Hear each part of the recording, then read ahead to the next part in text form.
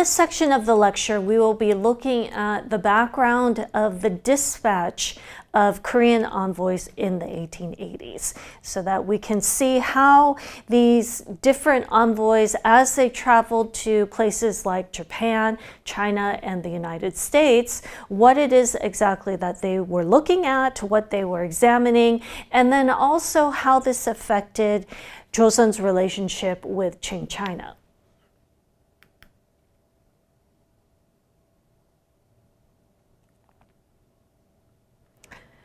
It is 1880 and you're an official in the service for the Joseon government. The government is about to send a diplomatic mission to other countries, and you are about to be appointed as the head of the envoys. Which country would you like to visit and why?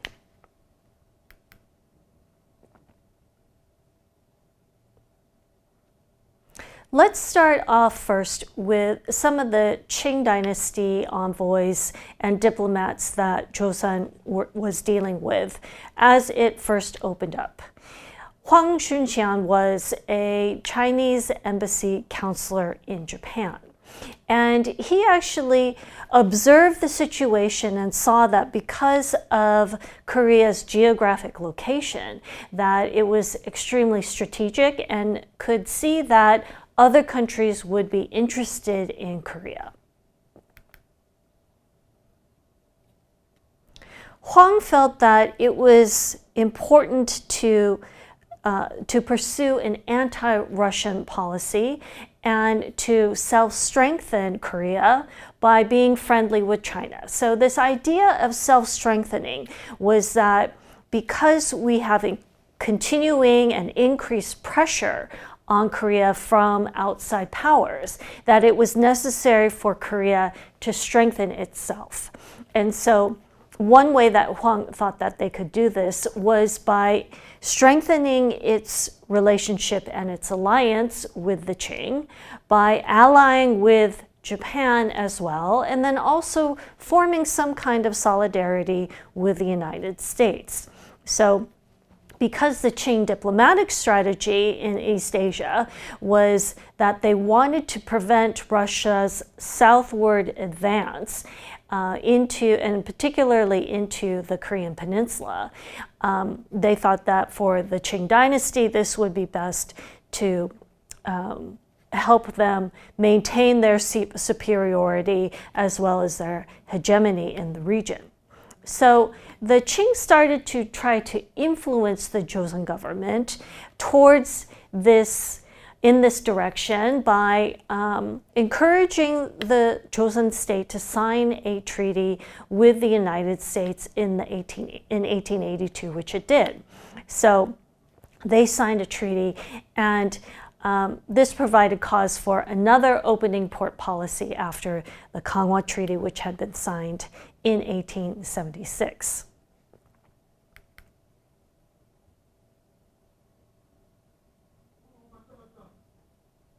Another important individual at this time was Kim Hong-jip. So Kim Hong-jip was the royal secretary. He held an official position in the Joseon government. And in 1880, he was head of the second sightseeing trip to Japan.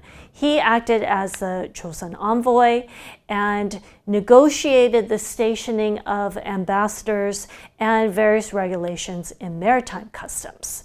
He also brought back to Joseon with him the policies that Huang in the Qing dynasty had come up with, and presented this to the Joseon government. And so within the Joseon court, there were debates on how to revise their foreign policies, taking into consideration what Huang had recommended.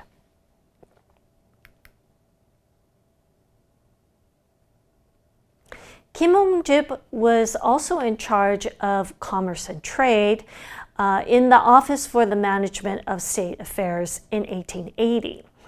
In 1885, he was the representative for settling the Kapshin coup and signing the Hansong Treaty. So in the late 1884, in December of 1884, there was a political coup d'etat, which then led to Qing Chinese soldiers coming into Korea and Japan responding by sending their soldiers as well. And so a treaty had to be signed in order to quell the situation. Kim Hong-jip then in 1894 was part of the deliberative council in the new cabinet that was established in Korea during the Kabul reforms. But in 1896, when Ko Jung fled to the Russian legation after the assassination of his queen, a new pro-Russian cabinet was installed, and so Kim Hong-jip ended up being killed by angry masses.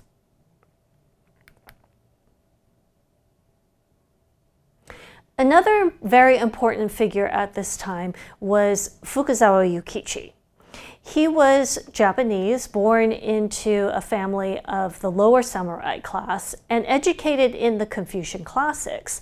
However, he also studied Dutch and English in Japan and volunteered for the Japanese mission to the US as a translator. So later on, he published Seiyo Jijo, which was his observations of the West while he had traveled, and wrote extensively on Western culture and institutions and introduced these to the Japanese. He then opened up a school in 1868, and this would later go on to become Keio University. He also published a newspaper, so as you can see, he was extremely active in introducing things about the West to Japan. And it should come as no surprise that the Koreans also looked to Fukuzawa Yukichi when they were introduced to Japan, how Japan had modernized, and Fukuzawa Yukichi's take on the West. Another important figure was Kim Ok-gyun. So Kim Ok-gyun had visited Japan frequently. He had traveled to Japan on an inspection mission.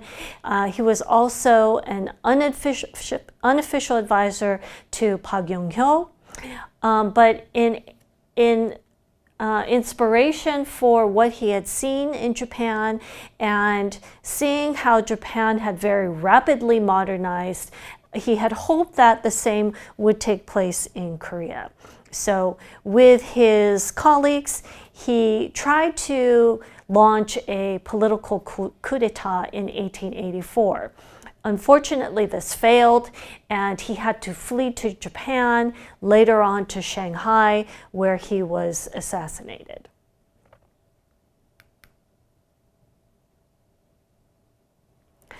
Park Yong-hyo also became part of this entourage that had traveled to Japan in order to inspect how Japan had rapidly modernized.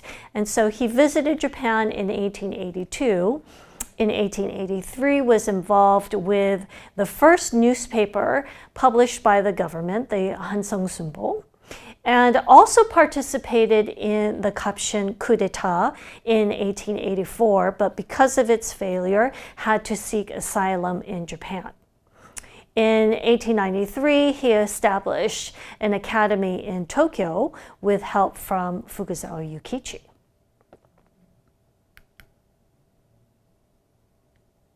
In 1894, though, he had returned to Joseon during the Sino-Japanese War and during the Kabul reforms, but had to again seek asylum in Japan in 1895.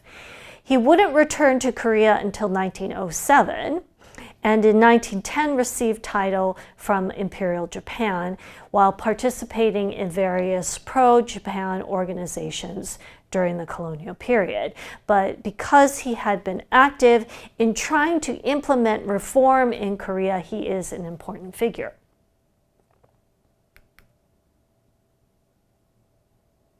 Hong Young-sik was also another important figure who had also traveled to Japan on an inspection mission. He also visited the United States as an envoy to the US. In 1884, he became the head of the post office, and also had participated in the Kapshin coup d'etat, but then died in battle against the Qing army.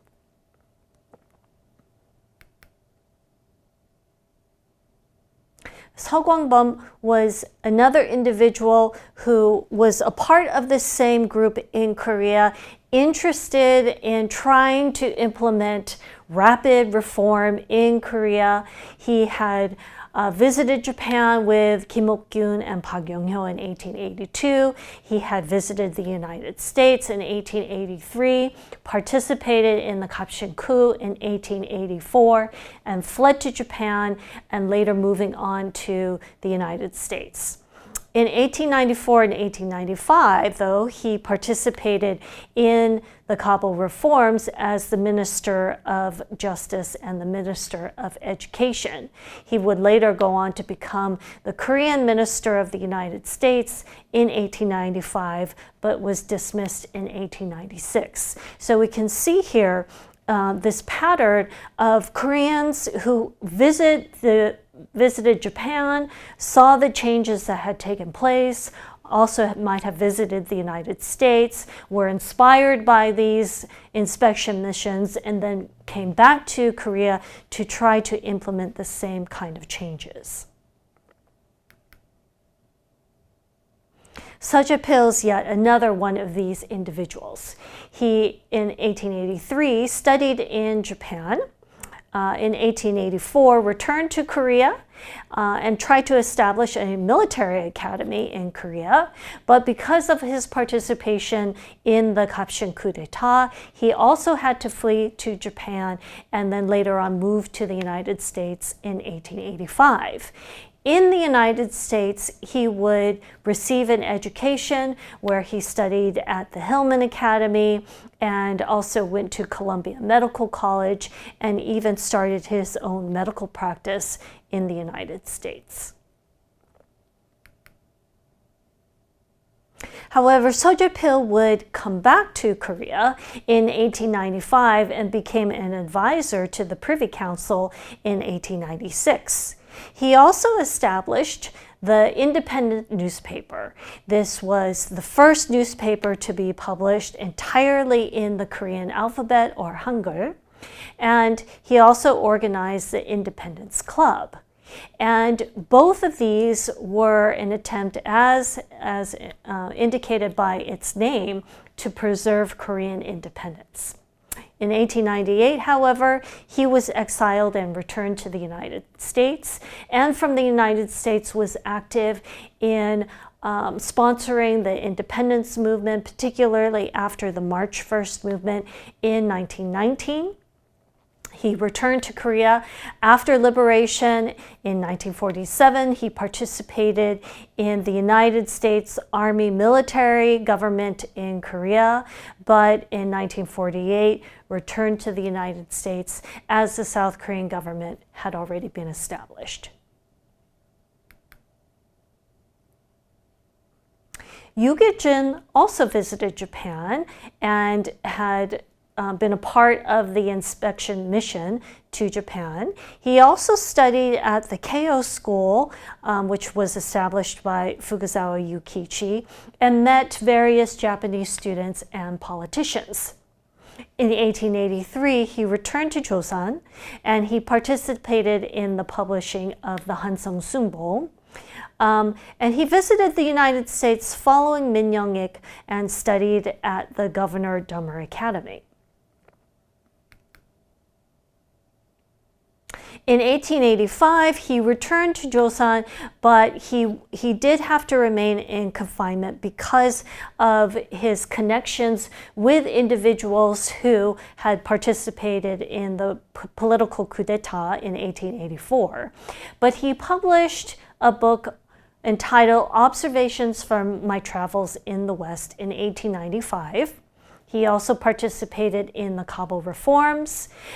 He sought asylum to Japan in 1896 and then returned to Korea in 1907 and sponsored various self-strengthening movements, such as trying to establish schools, companies, publications, etc.